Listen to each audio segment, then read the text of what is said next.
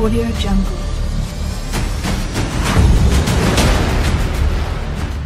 Relatively slow as well, so I think James has to go back to the drawing board. First of all, think about how to lead against what Raghav brought in that last game, because there didn't really look like there was great counterplay to Togekiss X control, but that's why I think like Rotom can at least provide a little bit of utility. James also might want to consider not Dynamaxing on the first turn to scout out for who the Yawn goes into, because one of the main things is that Yawn, if you Yawn a Dynamax Pokemon on turn 1, as we were talking about, just makes it so much less effective. And I think, Dragapult in the back there for James pretty much did absolutely nothing, so if you want to bring Dragapult, maybe you want to consider leading it, but something like Arcanine could provide a little bit more utility where you can get some Intimidates off against the physical type attackers in Tyranitar and Excadrill. So he has options, is what you're saying. Yes, yeah. He has options, but I think what makes it scary for James is the Trick Room component on Raghav scene, because it's like, okay, well, even if you get the knockouts that you need earlier on, especially against that Excadrill, Raghav can just set up Trick Room, and if you don't, then as we can see, Excadrill can just kind of sweep through James's entire team. Yeah, the moment that Gourgeist was able to get a Trick Room up, probably was the end of the game for James. Just wasn't able to make anything happen.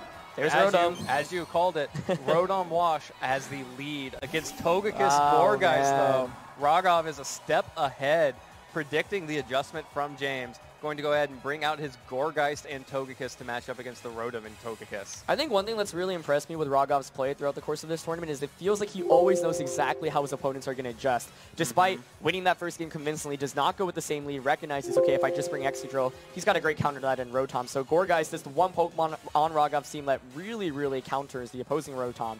Now, we've seen that Raghav has a pretty support-oriented Togekiss. You can go for a Follow Me, might choose to Yawn as well, and Gourgeist could just be content to set up a Trick Room here. But definitely a bunch of options. One thing that I thought James might have considered was going for a Dynamax turn 1 on Togekiss just to start putting on offensive pressure, but I think the reason you don't want to do that is you don't want to just knock out Togekiss should it Follow Me and give Raghav a free switch into the Tyranitar. Okay, well, James has decided to go ahead and start boosting the Rotom Wash with that nasty plot. Togekiss's Yawn, though, connects with the Rotom, so it's not quite a Dynamax, but basically the same principle here. Rotom Wash spent the turn setting up, now has to make a decision. Do I stay in and do the one extra attack that's nasty plot boosted, or do I switch out to try to preserve, or to get rid of the sleep and hope that Arcanine can make something happen? But you know what? Raghav just got Trick Room up, too. Yeah, but, right now, Raghav's in a more passive position, especially after that Intimidate onto the Gourgeist. Seed Bomb doesn't do that much damage to Rotom Wash, and Raghav's in an awkward position, but wow, James actually just decides to switch, says, I don't want to get put to sleep, brings the Togekiss back out. We'll have to see if Arcanine maybe lands a Will-O-Wisp onto something, or whether it just goes for a Fire-type attack into the Gourgeist, which is going to dodge anything with the Phantom Force. Yeah, Phantom Force means that if James did target that Gourgeist, he's going to be very disappointed. Dazzling Gleam just dealing a little bit of damage on both the Togekiss and Arcanine. James did go for the Will-O-Wisp onto Togekiss, so not getting baited by the Phantom Force. Gets the Will-O-Wisp burn, will take some chip damage on the Togekiss over the next rest of the game. Another turn of Trick Room down. Gourgeist, of course, Phantom Force is really useful for dodging damage, but it doesn't deal damage very quickly. Yeah, I like that play a lot from both ends. If Raghav gets careless, switches the Tyranitar in, and as another Yawn comes out after the Phantom Force, then you're able to burn it. But Raghav plays it smart, does not switch out the Togekiss, and we're just seeing kind of like more passive damage being traded off across the board right now. But there's a critical hit onto the Togekiss, and more importantly, Arcanine will be able to get an attack up. But trying to predict the Tyranitar switch in once again. Yeah, hoping to catch a switch in there, but Raghav just sticking around with Togekiss means that that turn is wasted. But only 2 more turns of Trick Room left. And Togekiss is taking some damage thanks to that critical hit from the Dazzling Gleam. James is still being able to push some damage here. Yeah, this is kind of the classic, like, I want to switch in my physical type attacker, but I don't want any, any like burns or anything. But I think this is finally the perfect position where to protect the Tyranitar fully, you can just go for a Follow Me with the Togekiss. But I think James has maneuvered around this Trick Room quite well thus far. Only 1 turn of Trick Room after this. Tyranitar switching in for the Gourgeist, hoping to switch in freely. That Follow Me means that Raghav is not going to be able to deal any damage here, but the Tyranitar does get the free switch in from Burns, unless this Heat Wave makes something happen. Just going to deal a little bit of damage, though, and more damage to the Togekiss as well. Rotom on the switch in does mean that there is a lot of offensive pressure against this Togekiss and Tyranitar once this Trick Room ends. Yeah, so pretty interesting. We're a couple turns into the game. We still haven't seen a Dynamax, and I think it totally makes sense. I really like how James has been playing this to stall out the Trick Room. I think Raghav has been playing it safe. didn't want to get punished in by like switching in Tyranitar and just eating up damage or eating up a Will-O-Wisp, but now he only has one turn of Trick Room to work with, and I think we're finally going to see some Dynamax come out. Finally, the big Pokemon start coming out. Raghav and James both trying to make, Raghav trying to make the most of this last turn of Trick Room with the Tyranitar. Gonna try and get a lot of damage off. Make sure that it's healthy when it takes a super effective hit so that it can activate its weakness policy and still get a lot done. James just gonna go ahead and protect this last turn on a Rotom, trying to stall out the Trick Room before going on the offensive. And another Follow Me from Togekiss to protect that Tyranitar. Max Knuckle the choice. Raghav's going to use this last turn to boost Tyranitar, but it's not going to pick up the KO onto Arcanine. Gets the attack up onto Tyranitar, but Heat Wave did a lot of damage last time around. May still be able to pick up the KO onto Togekiss here. Yeah, let's see. After there is sand damage, of course, burn damage as well. It is going to be able to connect onto both Pokemon, so yeah. Yep. Togekiss will be going down. And the Max Knuckle there is an interesting decision, but certainly makes sense when you look at James's team. Rock Slide hits for so much damage against everything bar Excadrill. So getting that attack boost means that Rock Slides are just doing so much more damage now. We'll see who Raghav switches into. I imagine Gourgeist is not the best option, but it is going to go into Gourgeist, and now you have to make the prediction, right? Do you just attack with the Tyranitar and eat a potential Will-O-Wisp? I think Raghav could, choose to either Max Guard Tyranitar and set up Trick Room with Gourgeist, or you can just risk it and attack with Tyranitar while also setting up Trick Room. Of course, for James, you could choose to, go for double up into the Gourgeist, or this is actually an opportunity where maybe you consider Dynamaxing the Arcanine, which is what we were talking about earlier, to just guarantee that knockup. But maybe a Heat Wave and a Thunderbolt will be able to pick up the KO. You just have to risk missing Heat Wave, for example. So yeah, showing the Protect means we don't have the super effective damage on Rotom, most likely on the Gourgeist. Exactly. Limits the options here.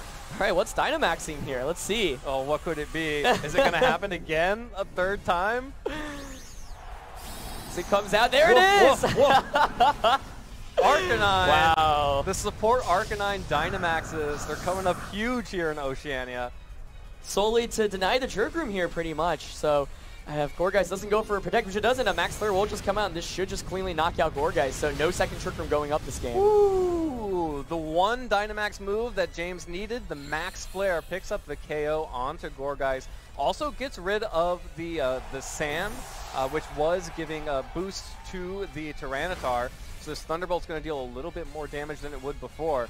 Tyranitar just going to reset it, though, with this Max Rockfall onto the Rotom. And that's a clean KO with the attack boost. Yeah, so you see the value of going for a single Max Knuckle there. And I like the decision. No Will-O-Wisp option anymore. Yeah, exactly. So James decided, you know what, I'm not going to risk missing Will-O-Wisp. You're probably not going to protect the Tyranitar, but still, I'd rather just make sure Trick Room doesn't go up. But the thing is, we haven't seen Excadrill come out from either end, and of course we know that Raghav's Excadrill has been consistently moving before James's. So if Excadrill is in the back here, one of the cool things is you're able to change the weather with Max Flare, but Tyranitar can just reset that weather itself with Max Rockfall, which is exactly what it did for. So James does have an extra turn of Dynamax, but the question is, what is your Arcanine going to be really able to do, especially if Excadrill is coming in here for both players? Yeah, Excadrill comes in for James.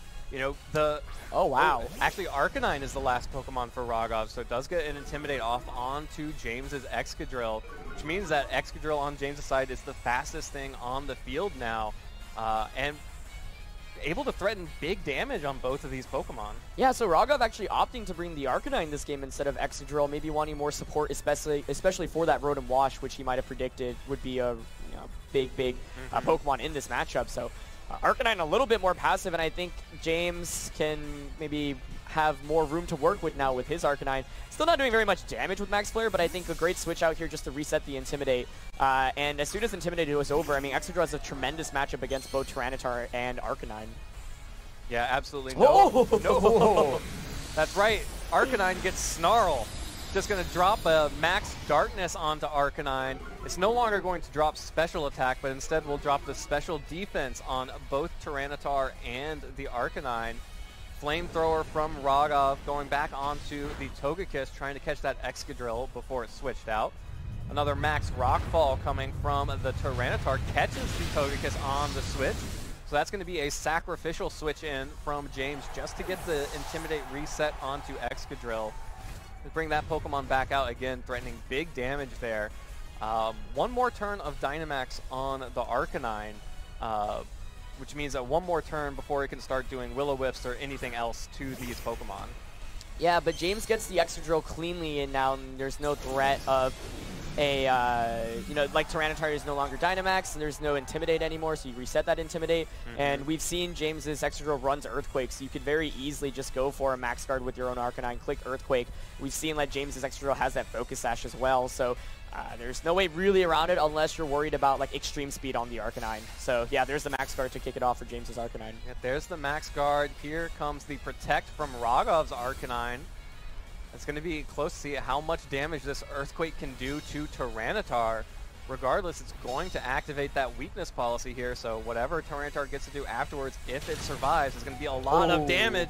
32 hit points, activates the weakness policy. Is Tyranitar able to fire back big damage on that Excadrill? Just going for the Rock Slide into the Max Guard. Looks like it's going to hit the Excadrill for a little bit of damage, break the Focus Sash there, so one more shot. Yeah, one more shot there for sure, but I think there's still multiple turns of Sand, so I mean, Raghav's out here is to kind of stall out the Sand, maybe get multiple Protects off with Arcanine. We see two turns of Sandstorm, so if you get 2 more Protects, then your Arcanine will be able to outspeed the Excadrill, but otherwise, it's a very safe play of just clicking Earthquake multiple times with Excadrill. So that's why I was kind of surprised to see Arcanine come out from Raghav's end instead of the Excadrill, but I think that was because he was trying to make the adaptation of trying to counter the Rotom Wash a little bit more. Doesn't get the second Protect. Oh, James also doesn't get the second Protect. This Earthquake is going to pick up a triple knockout, which I don't think I've ever seen. So, really, really great game there. I think, James making some adjustments, bringing in the Rotom, but the Rotom didn't even actually really do any damage, but it just put on pressure, and I think we were talking about this, maybe Arcanine could Dynamax before the set, and here